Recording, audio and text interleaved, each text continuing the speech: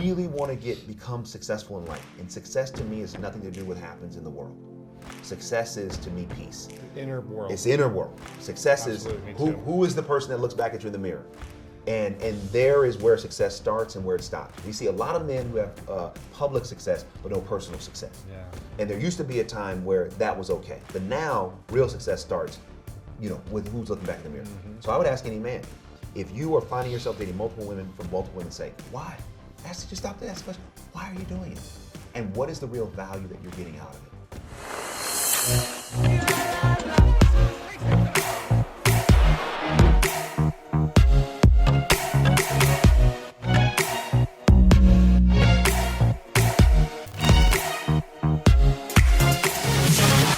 All right, welcome back, everyone, to the School of Greatness podcast. We've got my friend DeVon Franklin in the house, man. What's Super up, bro? pumped. That was a good pop right there. That was good, man. Love it. You are one of the most inspiring guys that I know. I love following your work. You do work that is just authentic to you, and you don't care what people think. Yeah. And that's what I love about it. It may be unpopular, it may be different, it may be unique, but it's you. Wow. And it's just true and authentic. Yeah, and that's what I love about you, man. Thank you, man. Likewise, man. We've only hung out like 3 times, but I feel like I really know you. I feel like I can trust you, and I feel like you're just a great voice. Thank you, brother. For the I feel world. the same way. Yeah. So hopefully we get to hang more. Now I'm gonna have to get up at 6 a.m. and start training with you. Let's do it. But you've got this book out called The Truth About Men: What Men and Women Need to Know. And I'm excited about this because every time I do an interview or topic on relationships, it just seems to go crazy. Is that right? Because people are struggling in relationships in general, I feel like. I feel like a lot of people are stressed out more than ever today of first finding a partner, dating is just stressful for people. Then when you're in a relationship, okay, what about marriage? And then when you're married, how do you stay happily married? Then when you get divorced, you say, well, I'm a failure. Right. The last 10, 20 years, I've been a failure. This was all for nothing. What's wrong with me? And I have to repeat the cycle. How do I find the right person? Yeah. And I think it's stressful because there's so many options in today's world. With social media, there's so many options. Everything looks yummy. Everything looks tasty. Yep. Everything looks exciting and fresh and new and interesting. So this is what I loved about this. You've got these questions on the back. I just want to read some of them. Okay. Some are from women and some are from men. And I think I want to talk about men first because you say these questions. Men, have you ever asked yourself, why does one woman not seem to be enough? Why does one woman not seem to be enough? Why can't I ever be satisfied? Yeah. And will I ever find peace? These last 3 questions I feel like resonates with a lot of men. Yes. And I've asked myself those questions in previous relationships and also being single at different times. And I'm curious, why does it seem like a struggle for so many men to be okay with one relationship? Yeah, listen, this is really especially today. Totally. Today is like you said, it makes it even harder because of just the popularity of social media. Honestly, I would say that's what's kind of amplified the challenge. The challenge has always been there, but I think with social media, it really takes that challenge to another level for any man. And so one of the reasons why I wrote the book is to help articulate and hopefully answer some of these questions. And so why I believe that it's really hard for one man to be comfortable sometimes with just one woman, it comes down to what the book is really about, which is love. And I believe that love is selfless, love is sacrificial. And it's not just love of self, it's love of the woman in our life, love of family, love of our calling, love of our destiny. So as men, we're never really taught to feed or cultivate love. What are we taught to feed or cultivate?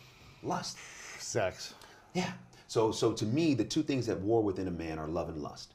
And I define lust as a selfish impulse for personal, professional, financial, or sexual fulfillment by any means necessary, even if those means are detrimental.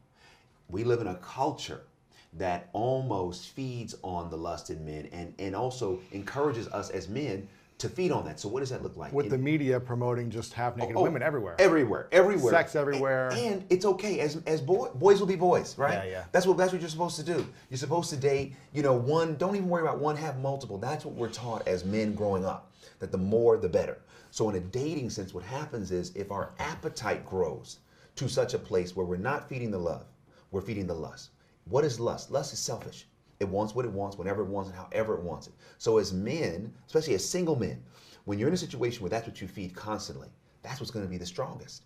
And so when it comes to a world where things are not on your terms, that almost feels like a foreign experience. Right. Because you've cultivated an appetite where the more women, the better. And guess what? If this woman doesn't suit what I want, I just get rid of her.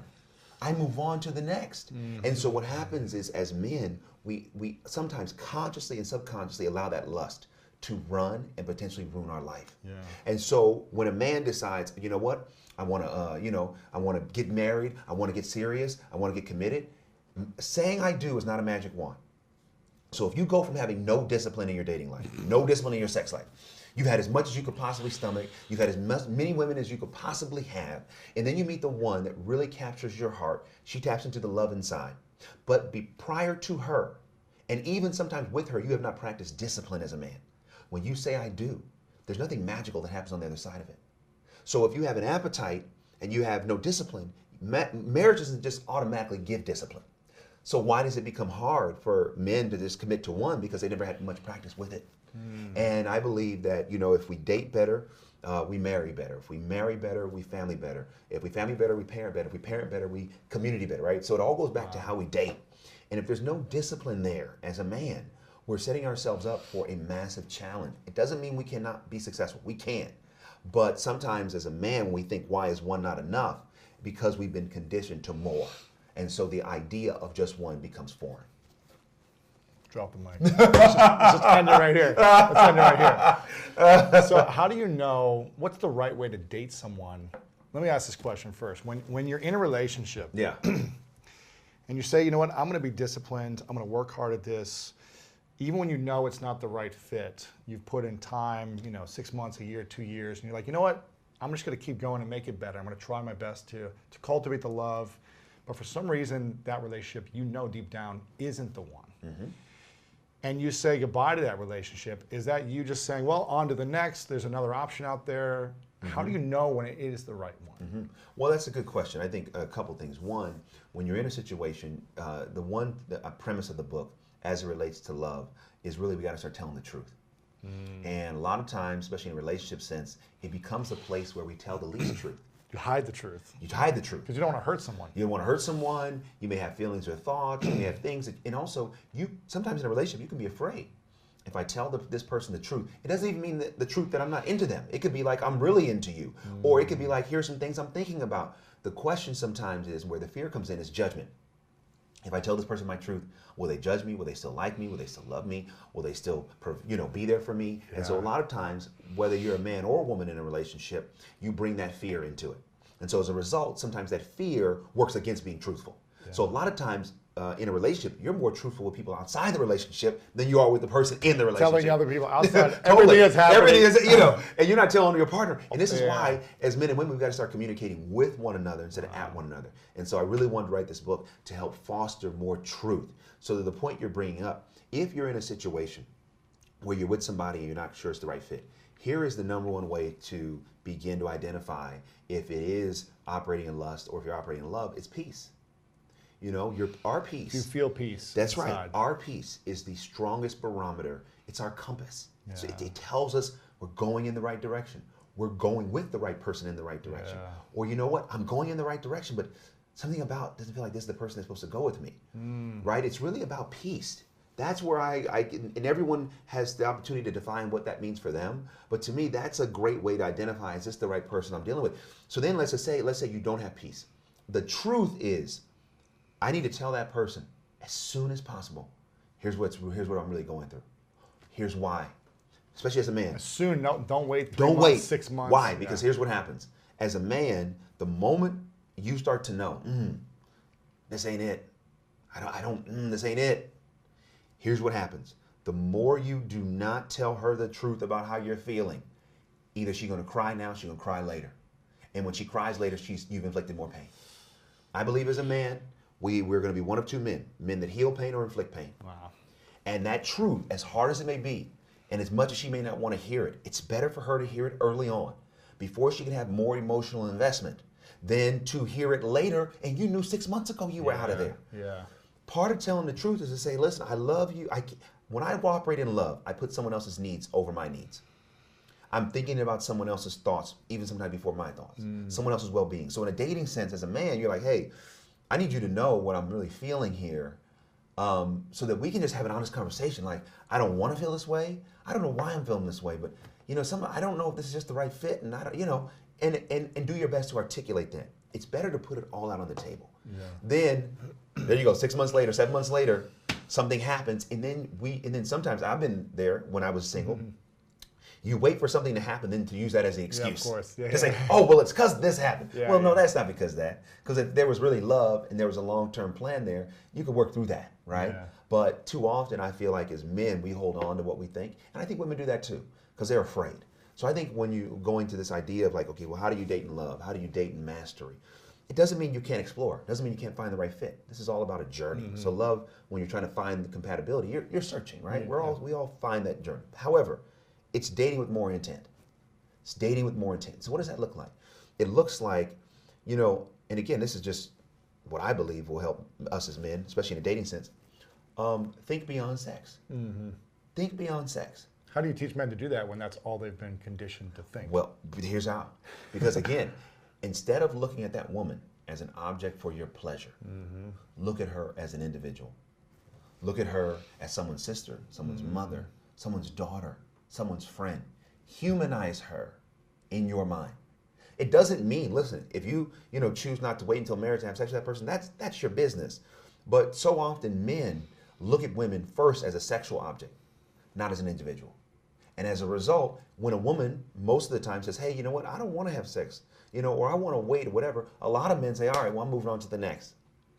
If a woman does not want to have sex or share her body with you because she does not trust you, she does not know you, she does not love you, that's a sign of a great woman, not a woman that should be discarded. Wow. And so as a man, when you're single and you're discarding women because they don't want to share their body, that's a warning sign to me. Hey, about you as a that's man. Right. What's going on with you, bro? Why are you on such a path for personal, selfish, lustful fulfillment that you are discarding potential women that could help make the difference in a positive way in your life? Wow. So for any man, it's about, hey, let me look in the mirror for a minute and just stop. Why? Because look at what's going on in the world. There's so much news about, the challenges that men are facing. And why are so many men facing all these challenges? Because I believe most men have given themselves over to lust. They've given themselves over to this selfish fulfillment where they want what they want, whenever they want it, however they want it. And as a result, they become the sum total of what that lust makes them. So as a man, no man can turn a blind eye towards what's going on with men in the world. So if anything, allow what we're seeing in the world to then be a motivator for every individual man. Yeah. Who do I want to be? Am I inadvertently living in a way where I may meet the same fate of some of the same men that I'm seeing in the world, right? Because it's not like, oh, point the finger, oh, look at them, oh, I would never become that. Wait a minute. The moment any of us as men say, oh, I would never. You might. Set the watch, 5 years, yeah. right? Because all of us have the same struggle. Yeah. All of us struggle between love and lust. And the issue is getting control, getting discipline, getting mastery to the degree where I don't believe we can ever eradicate lust. I don't believe that. And that's a truth most women don't want to hear, right? But I believe that is the truth. Lust is in every man, no matter who that man is, no matter how faithful you are, no matter how faithful, spiritual. It's there. It's not even a reflection of the woman in his life at all. However, as men, when we learn to get control of it, when we learn to put love in control of lust, that's when we position ourselves to not allow that lust to destroy us. A couple of things I want to ask from this. Yeah. You are a successful man in Hollywood. You've been married for how long now? 7 years, almost. 7 years. Two-part question. The first part is, do you know any successful men in Hollywood who are not married and who have multiple partners? Do you see any of them that are successful in their career but also have that inner peace that you talked about a few minutes ago? I don't see many successful men that are living according to how you just outlined, that have the peace. They might have the fun. Yeah, they have the fun, they have the money, the position, all of that. But I would not say that the men that fit the description that I've been privy have that peace, where there's just a sense of like, okay, you know what, I'm cool, I'm competent, I'm here, this is what it is. A lot of times, and I believe that if any man is really honest with themselves, I don't believe the more women you have, the more peace you get. I think it actually more chaos. More chaos. think about it. You know, it's like as a man, at the end of our life, when you think about how much time you spend, you know, with women, chasing women, spending money on all those things, you got to ask yourself, what do we have to show for it? Yeah. You know, and so for me, prior to getting married, I had to ask the same question: what do I have to show for all this? And I wasn't like when Megan and I started dating that I was like all of a sudden ready to get married. I wasn't. But what I did was a friend of mine encouraged me: don't be afraid. Don't allow your fear to mess this up. Afraid of what? Commitment. Marriage, just all of it. Committed. The unknown. You know, because you were dating other girls before then. You were having fun. You were, but I was dating with intention. You know, I was dating, saying, "Hey, yo, here's where I am in life. Here's what I'm looking to do," so that there was no lack of clarity with anyone that was dating me where I was. You know, and I talk about this in the book. It's so important. I'll talk about it for the male side and the female side. For men, it's important because what happens is lust makes us a part-time manipulator. In a single sense. What does that mean? What does that mean? It means that you're dating multiple women. Those women don't really know that there's as many other women as there are.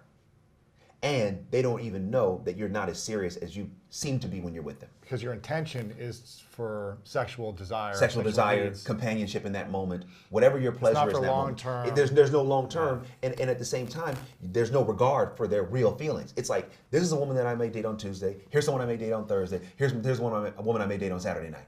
And none of them really know the other one exists. So that's what I mean about not dating with intention. So when you're dating with intention, you're letting everybody know, listen, here's where I am, here's what I'm doing. Very, very important. As a man, I encourage any single man to, if you really want to become successful in life, and success to me is nothing to do with what happens in the world.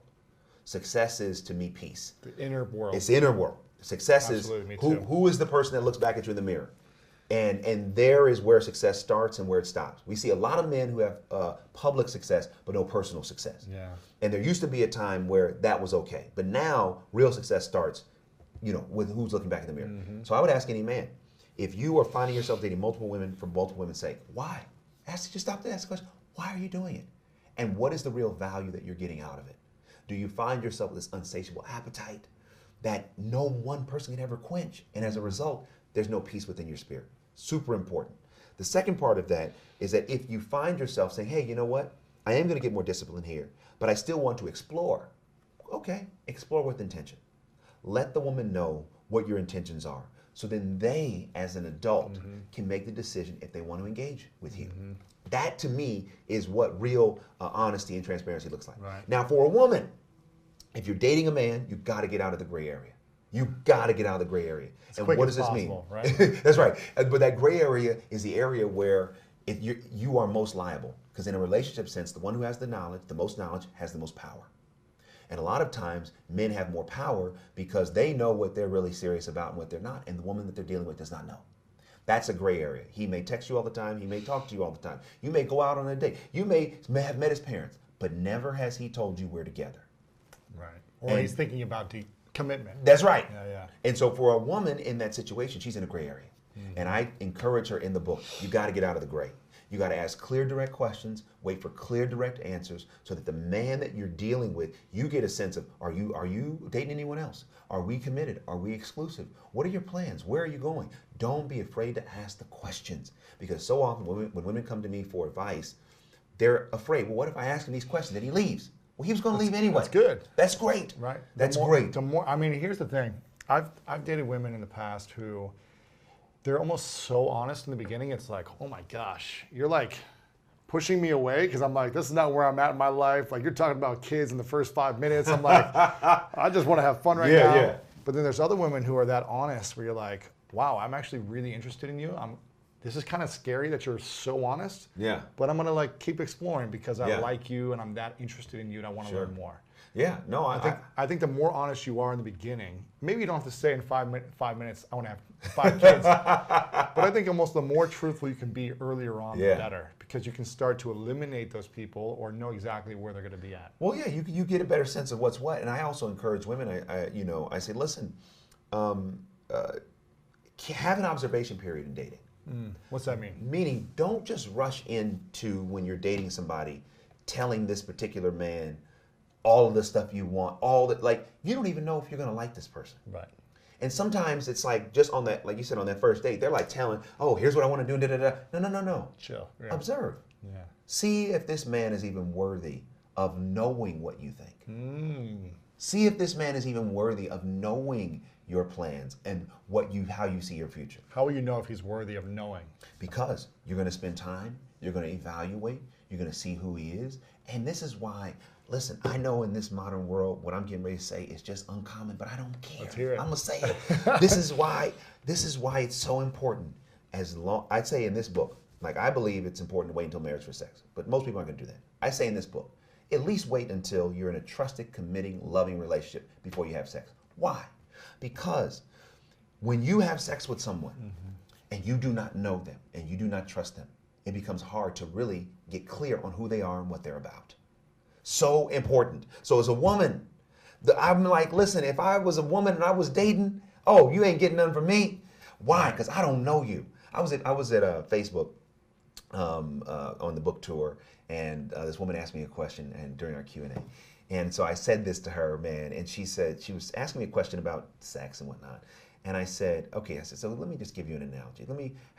How many women in the audience, after a month of dating a guy, would you give him the code to your phone? The code, your passcode. Yeah, and most of them said, no, there's no way. A month? Are you kidding me? I said, okay, now listen, I'm not trying to get in your business. I'm not going to judge you. I said, but in that same period of time, in previous relationships, how many of you in that same period of time have already given him your body? 90%. I mean, so if you don't trust him enough to give him the code to your phone, why would you give him your body? Wow. So this is when you don't give a man your body, right? It gives you a better opportunity to observe and evaluate, what does he really want? Is he even really interested potentially in who I am, what I think? Or is he just interested in what my body can give him? That's what I say about an observation period, so that you can really see who this man is, what he's about, and really where he's going. Yeah. And I believe that women have a lot more power in dating than they realize, but a lot of times they give it away. So much power. But they give it away. They give it away to men. And it's like, no, hold on to that power. Evaluate. Make decisions. Even if you want to be in a relationship super bad, don't allow your flesh and your desire to then make you so desperate that you lower your standard to the degree where you're allowing men entry into your life that really are not qualified for sex. What if the woman just wants to have fun and they're not looking for a committed relationship either? Then you know what? Listen. I'm not going to judge what consenting adults want to do. If that's her point of view, that's her point of view. Yeah. And that just is what it is. And at a certain point, when she's doing the same thing and wants a different result, it'll require looking at what she's doing to get the result. Gotcha. Same for any man. Exactly. When any man gets to a place where he's like, I keep doing the same thing, I get a different result. Maybe I have to change what I'm doing. Yeah, That's I might be having fun, but I feel soulless inside. Or I feel like I'm not having true intimacy, or I'm not having, exactly. I'm lacking the partnership that I really want. Totally. Just by having this fun. Exactly. Now, are there any men in Hollywood? Again, I don't want you to say names or anything, but are there any men in Hollywood that you know who've been married for a long period of time that are just so happy? They've been married for 10, 15, 20 years. Yes. And they're just like so happy. That they feel zero desire for other women. Do you know any of that? Well, now hold on. I see, again, I'm going to say something that's probably crazy that most women don't want to hear. I don't believe there's any man on this planet in a marriage that has zero desire for another woman. Yeah. I don't believe that. Yeah. It just becomes a question of managing that desire. The discipline. Yeah, totally. And saying, there's a desire here, but whatever. It is what it is. It'll pass. I love my wife. I'm not going to do that. Boom. But in terms of Hollywood, I think that there's no exception there. But I do know men, yes, that are married, that are happy. Happily married. That are, happily married, love their wives, love being married, even with all the challenges that there are and the temptations. That is not, there are a lot of men that I know that are fit that description, where they have not fallen into temptation, no matter what desires they may have, because they love their wife and they love their life so much. And from your point of view, you think that these men who've been married for 10 plus years, who've been faithful and committed, or maybe they've had some slip-ups or whatever, but they're in the marriage, they're happy, they're committed. You believe that those men are going to be more successful in life than men who are not married or not committed in a relationship, because the people that are not committed are lacking the inner peace as much? Here's what I feel. I feel like, that going back to that battle between love and lust, right? And love being selfless. And I believe as men, one of our biggest challenges is we don't know how to love. Right. We don't know how to love ourselves. We don't really know how to love the women in our lives. We don't know because we don't know how to give love. We don't know how to receive love. And this is an area where most men struggle. And it's actually the area, no matter how successful in the world or publicly a man may be, without love, I do feel that that man is deficient. Because love is the name of the game. Love is what this is all about. It really is. It's what life's about. It's not about the money. It's not about the power. It's not about the fame. It's not about the success. It's about love, period. Because at the end of the day, you can pass on to your children or pass on to the next generation money. You can pass on influence. But if you don't pass on love, those children will be deficient. Wow. Right? Those children will become dysfunctional. It's love. And so as a man, when I decide I'm not going to open myself up to love, I don't believe I can ever reach my fullest potential as a human being. So it's not so much that the institution of marriage makes men better in and of itself. It's that institution which fosters that love and vulnerability, because I believe our vulnerability leads to our victory, not the opposite way. And so as men, we have to really work against the training that we get, which is like, oh, growing up, love makes us weak. You know, oh, you're soft, right? You know, the whole box that we're taught as men to live in, and when we don't live in that box, you know, we're either met with violence or put downs and whatnot. So most men growing up, if we don't fit the box of every man is strong and every man has the answers and every man has women, every man has power, if we don't fit that box, most of the time growing up, we're told, stop crying, stop being a wimp. You know, so the box breaks us. So what do we as men do? Anything that does not contribute to our survival, we suppress. So we may want to say, yo, what's up, bro, man, love you, man, you good, but we don't do that because we're taught growing up, yo, if you don't say, I love you, are you crazy? So we hold it in, right? And then we just try to do everything we can to survive. So we try to subscribe to everything in the box, but secretly we know there's something off. So to me, when you have a man that is choosing not to open himself up to love, I would argue because that's happening because that man has had a deep hurt in his life that he is not yet willing to process and face and get healing over, right? It's like, okay, either it's something with a parent or a previous relationship. You know, I think that's also one of the truths about men is we're more sensitive than most people realize. Yeah, very. You know, and there's a lot of times men have gotten their heart broken so bad at one point in time. It was so painful. They have no desire to ever go do that again. But I believe we are naturally predisposed to love. But as men, we have to work against the cultural and societal conditioning in order to do that. And I believe when we do it, we are happier, we live longer, we are more peaceful. So I do think a man certainly can adjust to life without a woman, without love. But do I think the fullest life is when we find the right person that we can walk through life with? I do. Yeah. Because I think love is what it's all about. That's true. I do too. It's interesting you said that. You know, men can go through extreme heartbreak, and I think I'm going to generalize this, but I feel like men in general have not learned how to deal with their emotions. Yeah. And so when an extreme emotional attack is against us, it's like a bomb explodes. Totally. Where it can be horrible for women too. I mean, it can be heartbreaking. It can take a year or two to like recover in a breakup. It could hurt really bad. But I feel like in general, women are able to express their emotions with other girlfriends more, their family members, and at least talk about their feelings.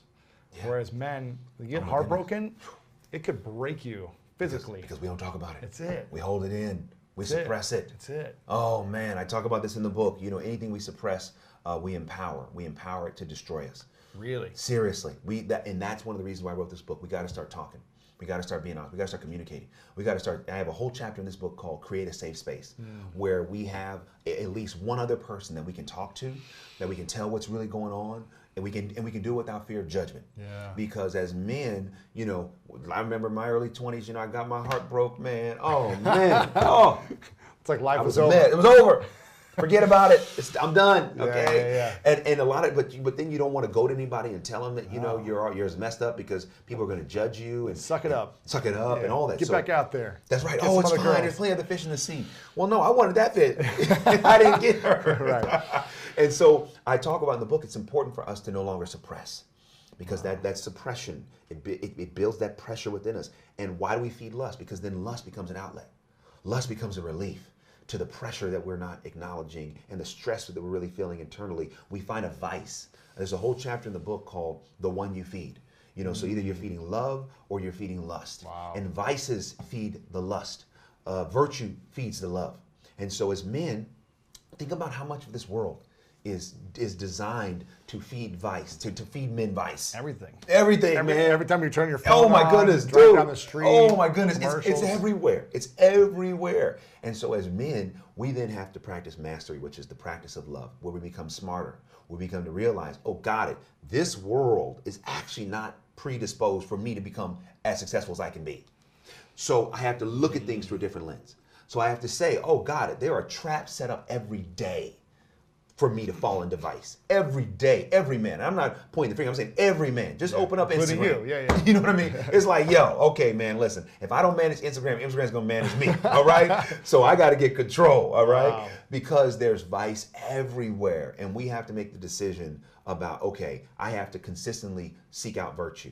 So things like this podcast, self-help books, reading the word, going to church if you're spiritual, listening to the right music, putting things in our spirit that remind us of who we are, that remind us of whose we are, that remind us of where we're going. Because if we don't consistently nurture and feed ourselves virtue, that vice is, seriously, it's like junk food, man. It's an attack. It's going to attack your body. It's going to attack our body. It's going to attack our spirit. It's going to take us to a place we don't want to be. No matter how healthy we may want to live, if we don't go and put healthy food in our refrigerators, Right. if we don't make a decision to eat that way, we're going to eat whatever's close. Yeah. And whenever we are impulsive and we eat whatever's close, it's always going to be the worst thing. And the same thing goes in life. So it's so important to cultivate this lens of identifying, okay, here's where the vice is, here's where the virtue is, and making ourselves committed to consuming as much virtue as we can. How does your wife support you in staying virtuous in your thoughts, your actions, your beliefs? I would say just her encouragement, even her encouragement to write this book.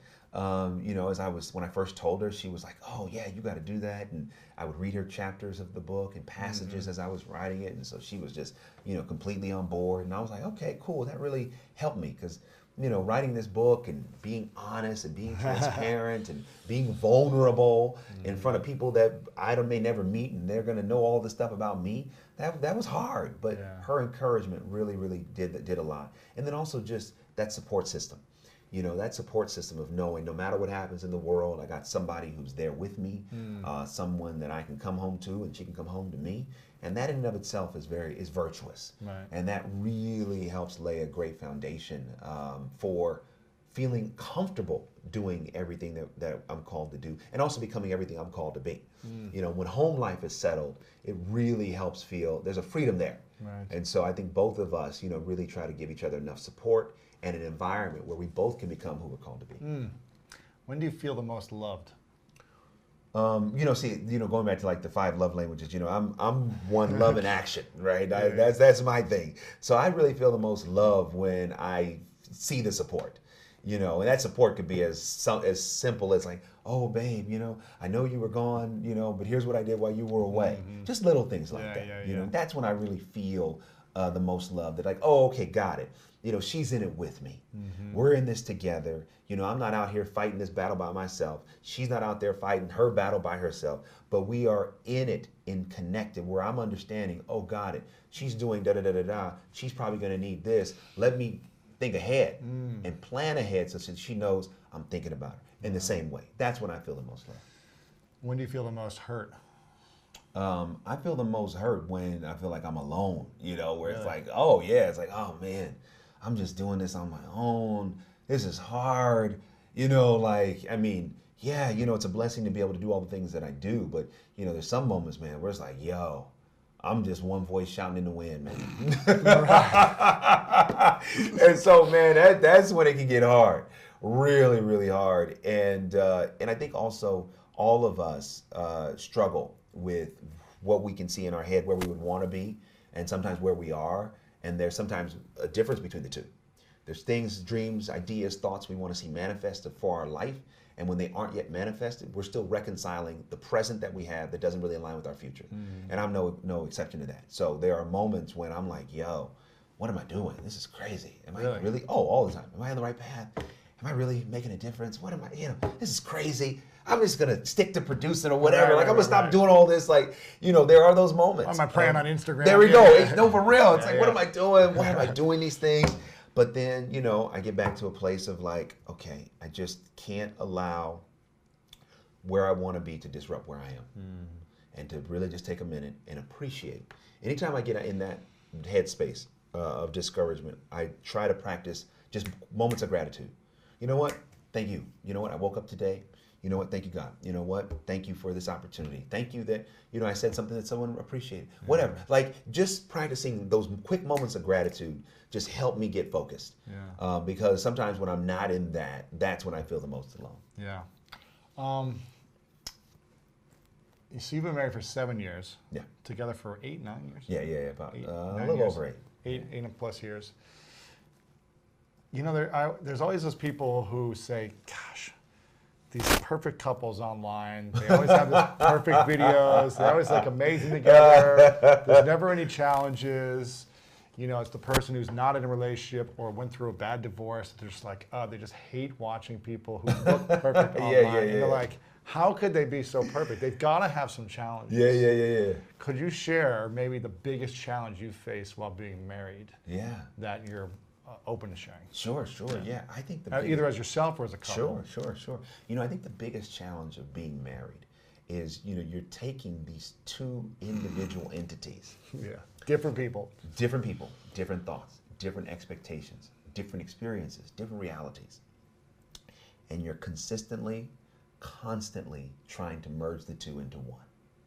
And that is one of the hardest experiences in life. Period.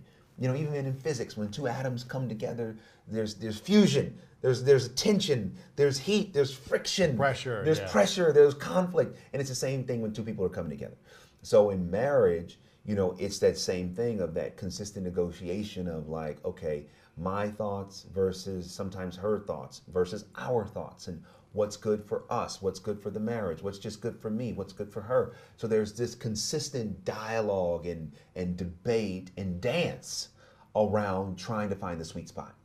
And I think that's one of the beauties of marriage, is that it's constantly challenging us to become our best self and to expand who we think we are. Right. Marriage is really about compromise and okay, how do we find the common ground here? And where is that? And also as a man leading in love, one of the challenges sometimes in leading in love is like, man, okay, I want to say this, but you know what? I shouldn't say that, right? Okay, how do I get my intention across in love? And that is hard. So I would say one of the hardest things in marriage is just the coexisting. And living together, and also it's like finding that common ground of the things that she wants to do, the things that I want to do, and the things that we then commit to do together. And there's no rule book on how to do it. Right. But this is where the love comes in. And so like even when people see us on social media, like, oh man, I think what you're seeing is even in the midst of the challenges, you're seeing the reality of what's really there. Which is, these are two people that genuinely love each other. Even if you're going through adversity or challenges or arguing. Totally. I mean, I think that what you see, or anyone that sees us on social media, some moments, I think what's coming through is the truth. The truth is that love is really there. But even in the midst of that love, we still cultivate, still coexisting and negotiating and what's right and what's not. And all those things happen all the time. Really? All the time. Oh, yeah. But because you love, I know I love her and she loves me and we are in love, it's what allows us the environment to still work through so many different things. Wow. On any given day, What's the thing that you believe you can improve to get to the next level individually for the marriage to thrive even more? Yeah, I think where I can improve, I think it's the area where all men struggle, communication. Really? Yeah. But you're this excellent communicator, speaker, executive, movie producer, author, writer. I know. Freaking pastor, you are the communicator. Yes. So if there's a struggle for you, it's like, what are the rest of men? We're screwed, It's like, you're the best communicator there is. The rest of men have no chance. But there's a difference between communicating publicly and then communicating personally. Ooh. So the public communication is actually the easier communication. It's easy for you to write the books. To speak on stage. That's. I mean, it's not. Don't get me wrong. There are still difficulties, but in terms of that interpersonal communication, that's an area where I absolutely want to get better, for sure. And what I'll tell you is, writing this book has really helped a lot. It has helped me tremendously work on that. and not being afraid to be honest, and not being afraid to speak my truth, and not being afraid to say what I'm thinking and doing it in love. And it's been hugely cathartic and very liberating because, as I was saying when we first sat down, so it astonishes me how little we really operate in truth. Wow. It astonishes me how little real communication there is in a relationship or even a marriage for that matter. Or to yourself. Or to yourself, because a lot of times we feel things, but we suppress. I don't want to think that about myself. No, I'm not going to think about it. Well, guess what? Any suppressed thought does not go away. It persists. The only way to get a suppressed thought to go away is to acknowledge that it's there. Hey, you know what? I'm feeling this. I don't want to feel it, but it's here. So now that I'm acknowledging it, I have a question. What am I going to do about it?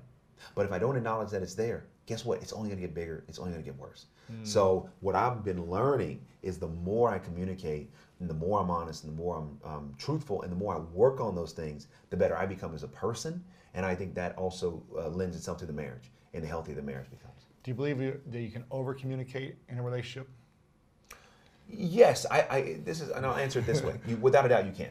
So when I'm making a movie, so like my new movie is called Breakthrough. It's a true story of a mother who prays her son back to life after he dies falling through a frozen lake.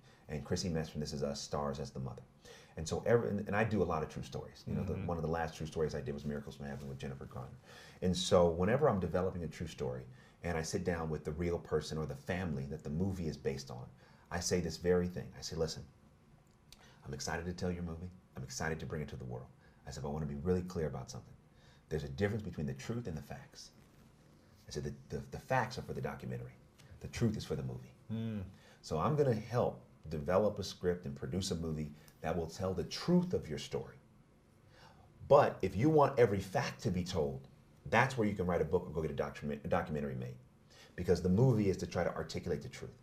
So when it comes to communication, I think it's important to articulate truth.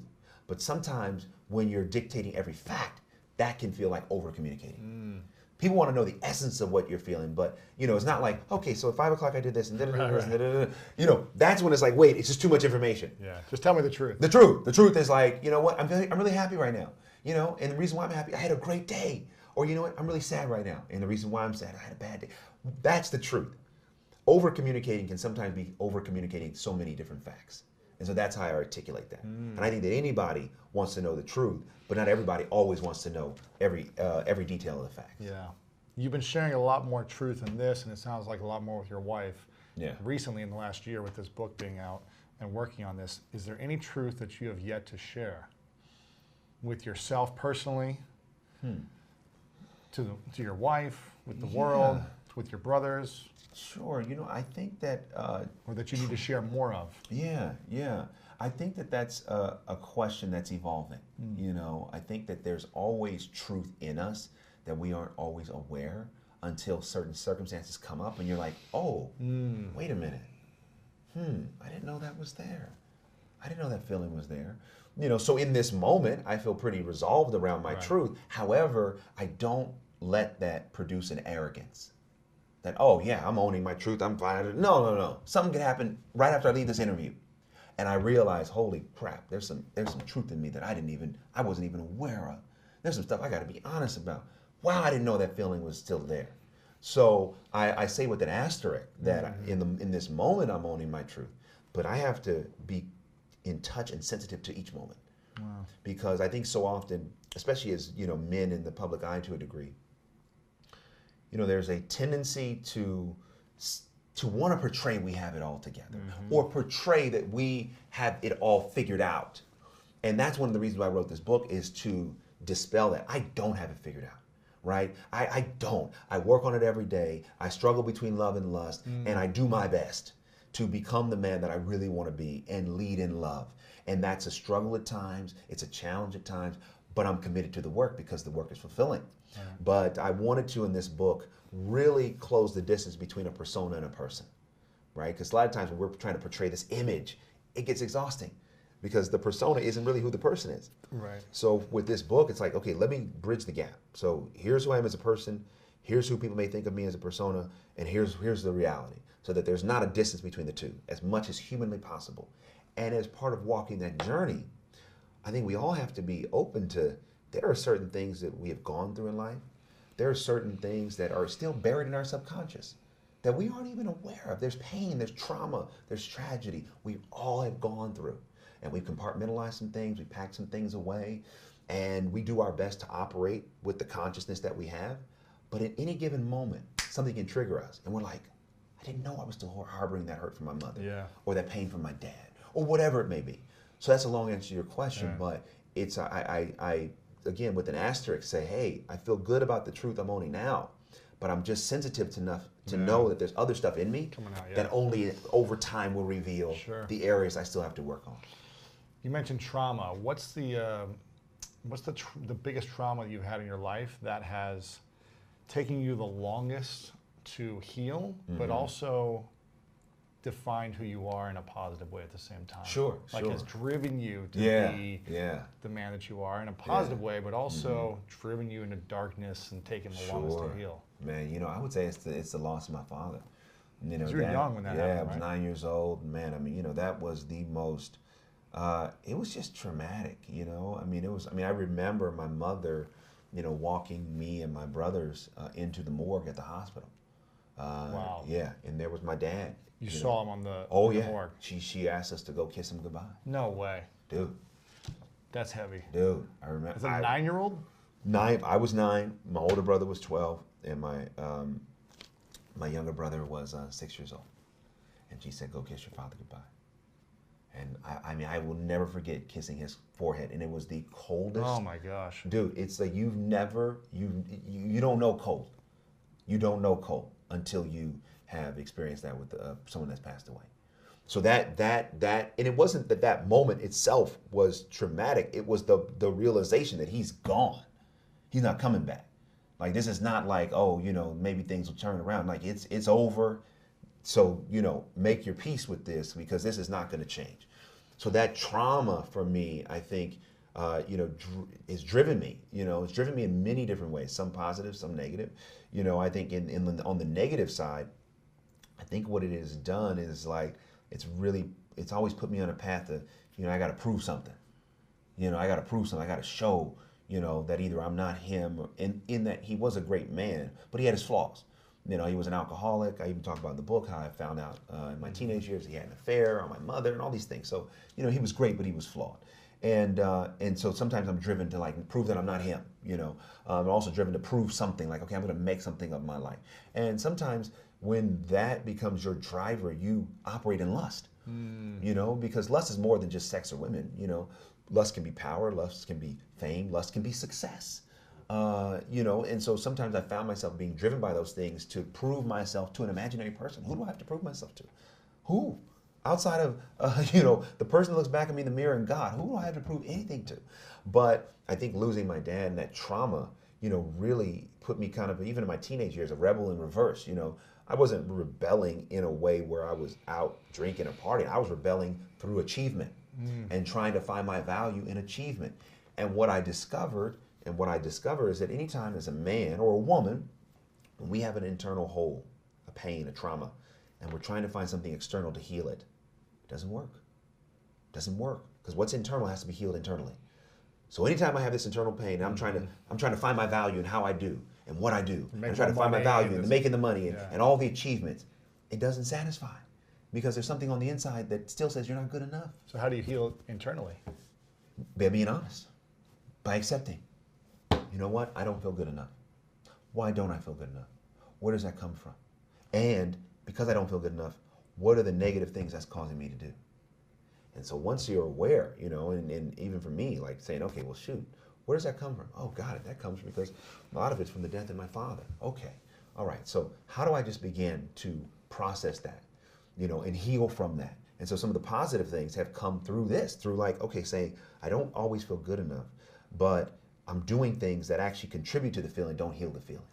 So me accepting that the feeling is there, then I can say, okay, what are the facts based upon my feelings, right? Because sometimes my feelings are actually completely not based in fact, right? So my feelings, my facts are saying, well, you are good enough, right? God created you good enough. You are exactly who you need to be, when you need to be, where you need to be. And sometimes it's really just repeating that and owning that in a moment that helps begin to feel it. Yeah. You know, that helps me begin to say, okay, yeah, that's cool, that you're right.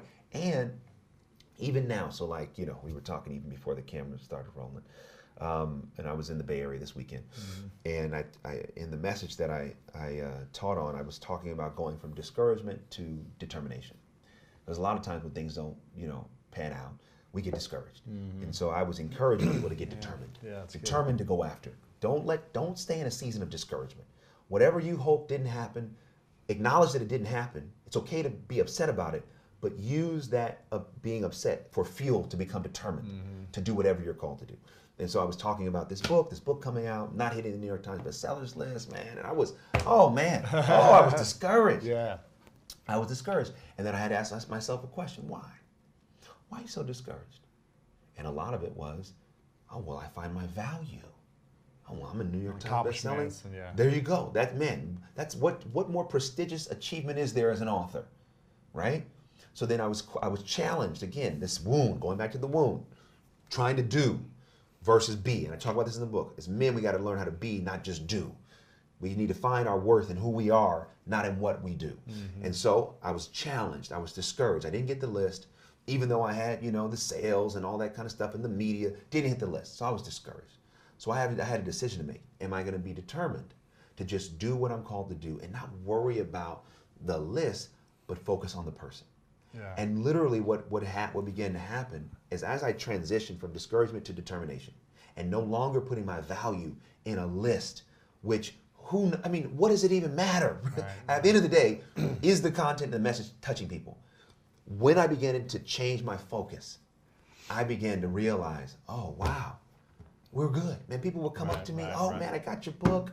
Oh, wow, man, as men would come to me and say, you're changing how I think about my life. Wow. Women would come up to me and say, oh, I'm getting information. I walk through the airport, people say, oh, I have your book. There was one time I was in Chicago, I'm sitting down, and one of the flight attendants, she walks right by me. She's like, I got your book. Wow. Can you sign it for me? That's cool. So what it did was it just reinforced. Let me stop trying to do to prove my value. Let me just own who I am, share what I know, and find the value in that. And that is how I consistently work on still healing from the wound and the trauma of losing my father, because I still veer towards wanting to do versus wanting to be. Where do you think you'd be if he was still alive? Man, that's a good question. I have no idea. You know, there's sometimes I think about that, you know, and it's like, I think I would be, you know, where I am. I might be more whole. You know what I mean? I might be more whole because having that father figure and having that support is like everything. You know what I mean? It's like not having a father is a really deep wound that I don't think anyone who doesn't have a father ever gets over that. For whatever reason that you don't have a father in your life, whether you know he's just not around or he passed away or whatever the reason may be.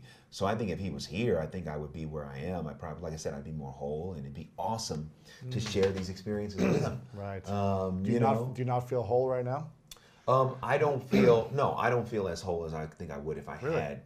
No, because there's nobody I can look to above me that's a man that I came from.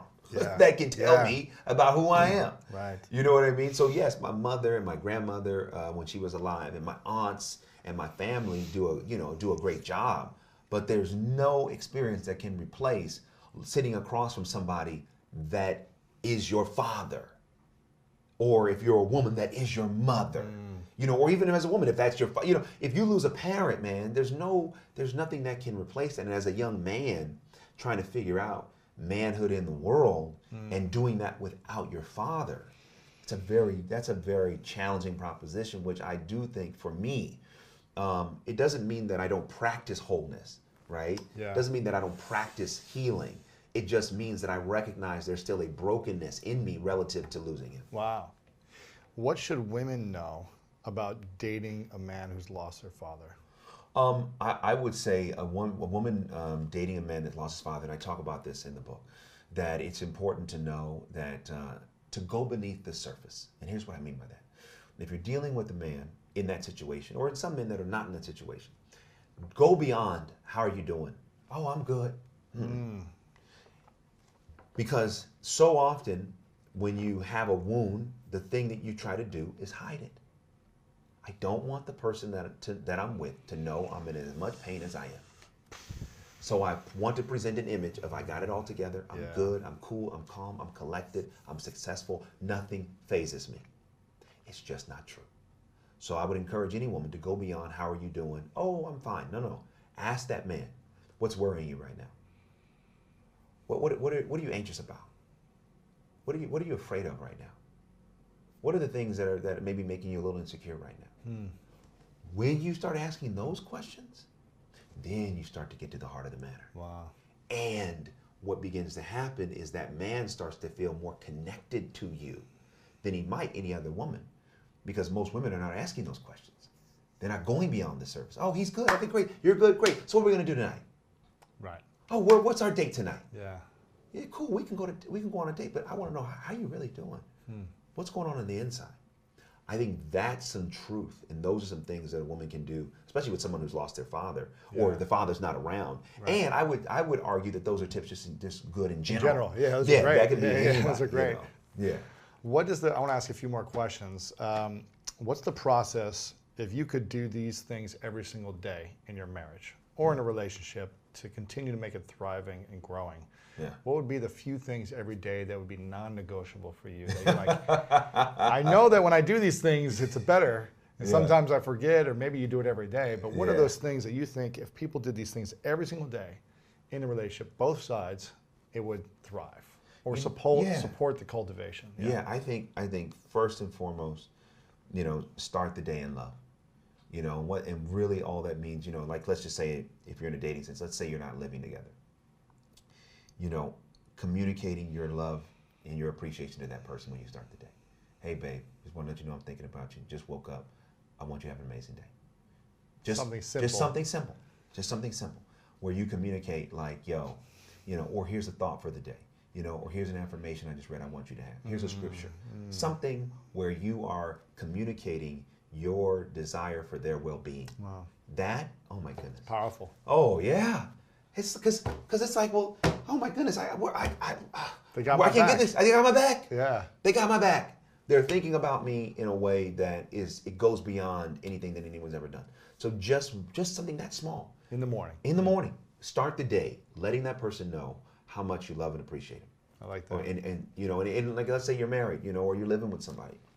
You do it the same way. Yeah. It's like not just like, okay, I'm getting up, I'm checking Facebook or whatever, I'm rushing to get to work. Just take a moment. Plug into them. Hey, we woke up. It's good to see you. Hi, we made you tonight. Love you. Yeah. Anything you need me to do today? Okay, cool. All right.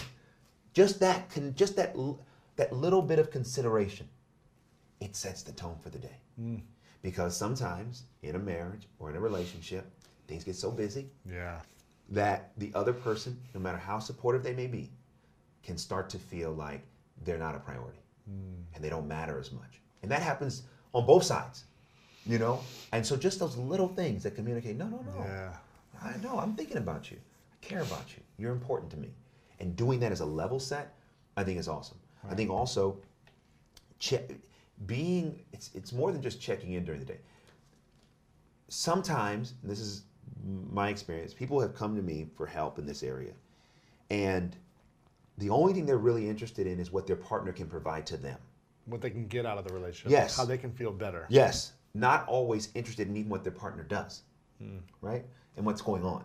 I think success is in the opposite. And everyone has a different philosophy on this. But I think be aware enough of what that person is going on in their profession, what's going on in their life, so that you can even ask questions. Right. Hey, you were having that meeting with Bob today. How did that go? Right? Not just like, oh, you're home now, let's go eat, or what are we going to do? Like, no, because what happens when you start to have separate lives, we all have separate lives. That's important to maintain individuality, even in a collective sense. But when you start to have separate lives and your partner has no idea what's really going on in it, this is when your relationship is liable for somebody to step out. So I have a whole chapter in the book. Here's how you save proof for your relationship. Here's how you claim your territory. You got to start plugging in. So during the day, it's okay to say, hey, how'd that meeting go? Or, hey, baby, I know you were going to go to the store. How did that go? Did that go okay? So that way, both of you feel like you're invested in what each person is doing. These are small little tips and tools. They're small things. It's like somebody told me, I'm not a captain of a ship. I know nothing about nautics. I know nothing about it.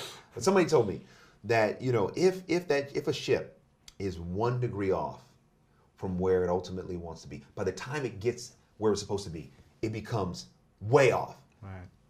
Every great relationship that ultimately does not work, every great marriage that ultimately falls apart, I believe starts with the 1 degree. It's the one small thing that you don't look at every day, that then over time becomes so massive you can't bridge the gap. So that's what I would just encourage anybody that's in a relationship, marriage, just practice on the small things, the little things. That let the person know, I hear you, I see you, I love you, I'm for you. If you do that, everything else take care of itself. Wow. What about a woman who's dating a man who knows could be a great man in a relationship, but maybe they're living in fear, they're not fully sharing their truth. Yeah. They're doing things that are a little all over the place. Sure. They're a little messy. Yeah. They're still acting like a boy. Yeah. They're not becoming a full man yet. Yes. But they know, man, this guy has great potential. Yes. To be this incredible partner, this great loving father, this thriving man in society. Is there anything a woman can do to call that man forth to being more of a man? Or is it have to be the man's decision to say, okay, I'm ready to step up? Okay, so this is good. I talk about this in the book. So I use an anecdote to articulate the answer to this question, which is, so there was a great preacher, old preacher, that said, in every man there's a king and a fool. Yeah. And Terry Crews talked about this on my show. Oh, dope. Ago. Yeah, oh, go good, ahead. good. You probably gonna tell a story better. Well, no, I mean, this is just a quick anecdote. I don't know how extensive he went. Yeah. But he's in this preacher said that his wife, whenever he would act a fool, she would talk to the king. And he said what that did was it helped him put aside his foolish ways. Wow. Because she would talk she would talk to the king in him. She would bring the king out of him. So in my book, I talk about love represents the master, right? So in every man, there is that master. And so in a dating sense, if a woman is dating a man and she knows that there is great potential or power there, I do think it's important to help cultivate that love in him, to help call that master out, to help, affirm the goodness that is within him. However, here's what's so important. So the answer to your question is that both. If that man is not open to doing his work, there's nothing that woman can do. A woman cannot do a man's work for him. As a man, I have to commit to doing my work. And when I have a woman in my life that I involve in the process, then I allow her to even speak to the master in me to bring that master out, to bring that love out. Wow. But some men are like saying, hey, no, I don't want to become better. So you can call the master all you want. He ain't coming. He's not ready. Yeah, I'm not ready. Yeah. So in this situation, here's what is so important. And this is where one of the reasons why I wanted to write this book, so women can have information. Why? So they can take the power back in a relationship. When you're dealing with a man, and this book will give you tips and tools to know what kind of man you're dealing with. When you're dealing with a man who is not willing to do his work, who's not willing to lead in love or operate in love, or not even open to what you're trying to do to bring love out of him, the biggest thing you can do is leave. Why? Because the pain of your absence, talking to a single woman now, the pain of your absence is sometimes the only thing that can convince him to change. It's true. And sometimes when you're a man and the woman is with you, walking with you, sometimes men take that for granted, her presence for granted. Absolutely. So, I know it's hard to do, but sometimes you got to say, you know what? I'm out. I love you too much to stay. And if you choose to change, and maybe I'll still be around, but I can no longer accept living life less than what I know I'm actually qualified to live. And that's taking women to be called to their own self-worth and, there you go. And acceptance of being alone. There you go. Potentially. Yeah. And being okay being alone and not having that partner or that person by your side. Right, because here's the reality to me. It's like, I don't believe you have to choose between love and being respected. And so often I think that, the culture wants women to feel like they have to make that decision. Well, at least I have a man in my life. No, I'm not respected as much as I might like.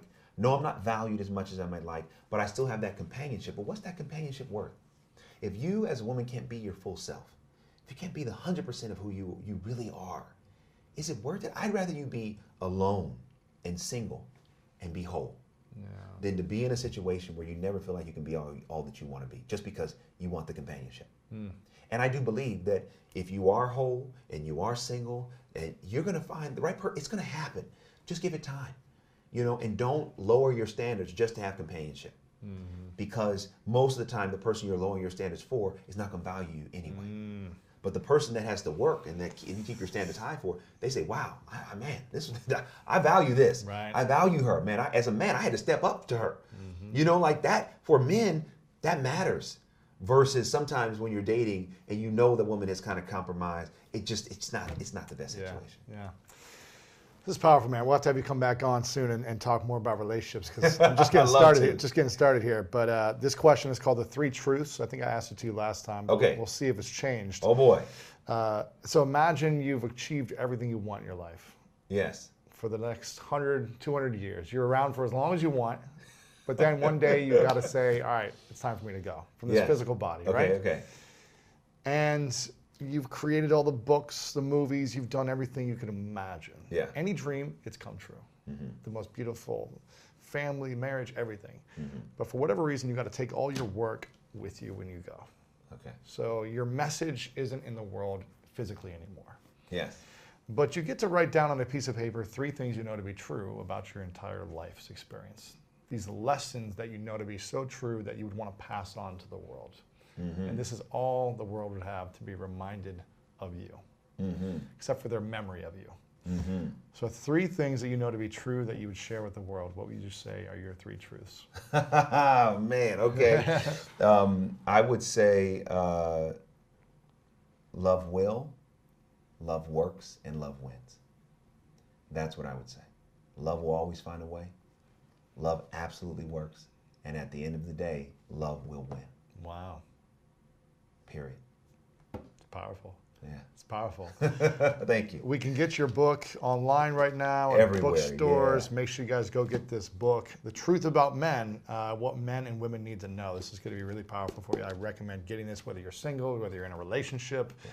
Read it with your partner. Amen. Get it for a girlfriend of yours because we know that women are going to read this more than men probably. So get it for a few girlfriends of yours and let DeVon know what you think about it. Make sure you share this episode out. Let him know what you enjoyed most about this interview.